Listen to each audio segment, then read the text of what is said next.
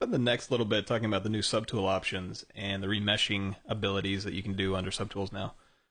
So in order to do that, instead of making something, I'm going to go to Lightbox and click on Tool. And let's go ahead and grab Union Skin 2. So double click that and open up your subtool menu. And you see a little bit of different stuff going on in the subtool menu now in R3. You've got Boolean operators now, which are these little icons right here that you can switch to. So you've got union, subtraction, and intersection right here. And the way this one's set up, let's go ahead and drag this out on our screen so we can see what we're talking about. We've got the sphere, and if you go into polyframe mode, you can look at all these. I'm going to alt-click through these, and it's basically geometry of all different shapes and sizes and resolutions.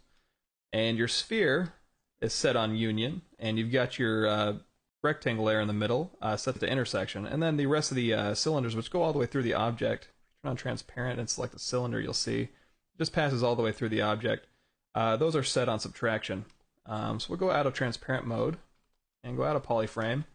And to see what this will all do, we're going to use remesh. Remesh, I think, is supposed to be used to create new base meshes from. You can use it to kind of redo high reses with a couple extra steps, and I'll show you that later. But for now, we're just going to create new base meshes with the new remesh function. So with all of our subtools visible that we want to use the remesh option on, we'll go ahead and go down here, and you can remesh in different axes, as you can see. I think X is on by default. The resolution is the resolution of the unified skin it's going to spit out, and the polish is the amount of polish it's going to apply. And open or close is going to depend on how much it smooths out the actual surface. If you want to read more about that, just hold down Control, and I'll tell you all about that. So we'll go ahead and leave this on open circle. And let's go ahead and hit Remesh All with all of our subtools showing, with all the Boolean operators the way we want.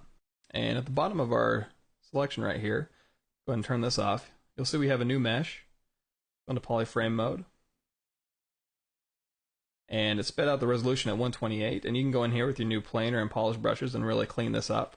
Or if you want to, you can go in here and create some new base meshes that are even more extreme using the mirror and weld.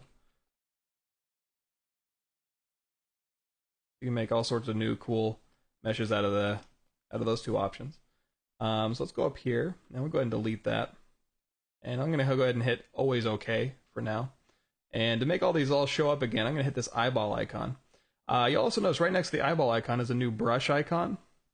That basically turns on your, if you had a polypaint on there, you would see it would be turning off the polypaint colorize.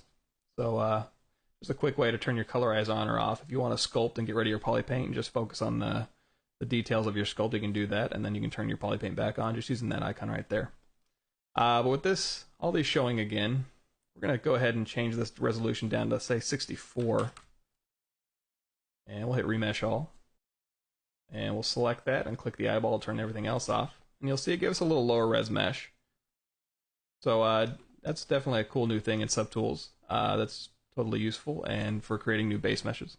What we're going to do now is use the remesh option to make kind of a new base mesh that we can reproject high-res details to. So I'm going to go under Geometry and under Subtool. And under Geometry, I'm going to delete Lower. And I'm going to rotate this to the left just a bit. And when I mirror and weld, it's going to go right across that line. So when I hit mirror and weld across the x-axis, it's going to give me a kind of a two-faced little creature there. And under Subtool, with the high-res mesh, if I go ahead and hit Remesh All, it's basically going to throw me a new skin. So if I go grab that skin and then go to, we'll divide this 5 times or so.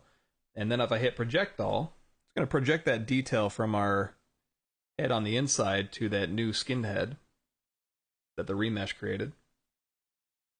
And if we go ahead and turn off the original heads, there's a little bit of cleanup work to be done, which I went over in part 1. If you go into Brush, you can use the Z Project and Smooth to kind of do the cleanup part. But that's just a real quick way to get a new base mesh. So for example, if I can just drop this back down to subdivision level 1 now, and I've got all new subdivision level history for that new creature. So that's another way to use remesh. And just one more thing I want to go over in subtools before we head out. Let's go ahead and hit Edit New, and we'll grab that polysphere. Go into Edit mode. I'm going to go ahead and do an extraction really quick. One more new thing is if you go under Geometry and you go under, I'm sorry, if you go under Subtool, you go under the extract options, you can actually extract a negative value. Type in negative 0.5 for the thickness and hit extract. I'm going to throw an extraction going inwards from that. That might be useful sometimes. As well as, there's now a new close holes function. If you scroll down here underneath the geometry menu, you've got a new close holes option. And that's great for when you're doing things for rapid prototyping, because you can't create a stereolithographic file with any holes in it or the printer's going to freak out. So it's a totally cool option as well. And I might get back into that if I talk about Decimation Master. But for now, it's the last two things I wanted to talk about in SubTools that's new to R3 that I didn't go over in part 1.